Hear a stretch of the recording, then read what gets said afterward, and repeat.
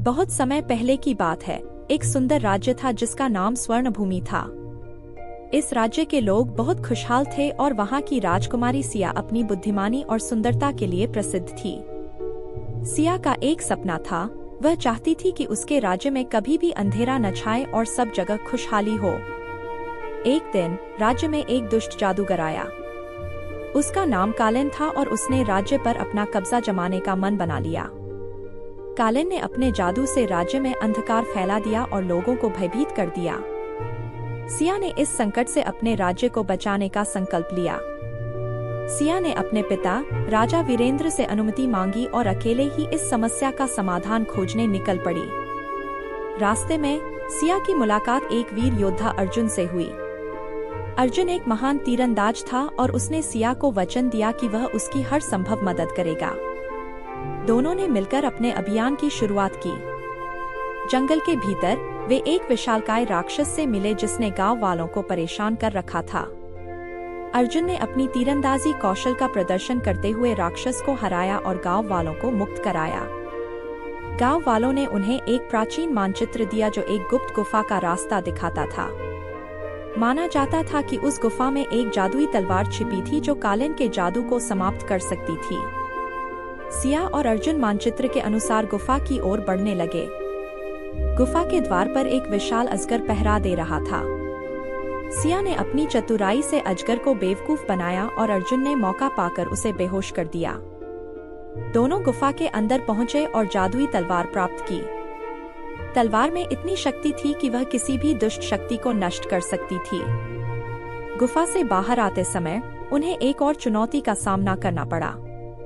कालिन ने अपने जादू से कई दुष्ट जीवों को जीवित कर दिया था जो सिया और अर्जुन का रास्ता रोकने के लिए तैयार थे। अर्जुन ने तलवार उठाई और सिया के साथ मिलकर उन सभी जीवों से मुकाबला किया। वे दोनों मिलकर हर चुनौती को पार करते गए।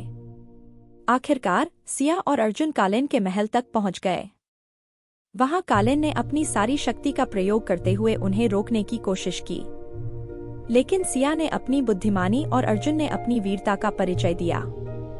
दोनों ने मिलकर कालिन को हराया और जादुई तलवार से उसका जादू समाप्त कर दिया। कालिन की पराजय के बाद स्वर्णभूमि में फिर से खुशहाली लौट आई। लोग सिया और अर्जुन की बहादुरी की कहानियां सुनाने लगे। राजा वीरेंद्र ने अर्जुन को अपने राज्य का मुख्य सेनापति नियुक्त किया और सिया को राज्य की रानी घोषित किया। सिया और अर्जुन ने मिलकर राज्य को समृद्ध और सुरक्षित बनाने का संकल्प लिया। उन्होंने मिलकर ऐसे नियम और नीतियां बनाई जिससे हर नागरिक सुरक्षित और खुशहाल रह सके। राज्य में कोई भी अंधकार या भय नहीं रह गया और सभी लोग सिया और अर्जुन की प्रशंसा करने लगे।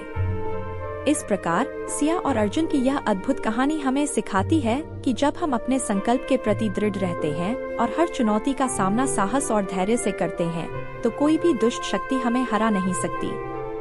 सच्चाई और अच्छाई की हमेशा जीत होती है और यह कहानी हमें प्रेरणा देती है कि हम भी अपने जीवन में हर मुश्किल को पार कर सकते हैं। इस कहानी का अंत यही नहीं होता। सिया और अर्जुन ने अपने बच्चों को भी यही सिखाया कि साहस, धैर्य और सच्चाई की राह पर चलने से ही जीवन में सफलता प्राप्त होती है।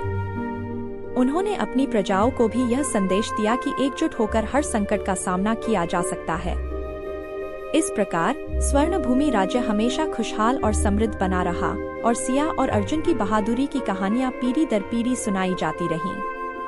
यह कहानी हमें यह भी सिखाती है कि जब भी हम सच्चाई और न्याय की राह पर चलते हैं तो हमारे जीवन में भी वही रोशनी और खुशहाली बनी रहती है जो स्वर्णभूमि में थी।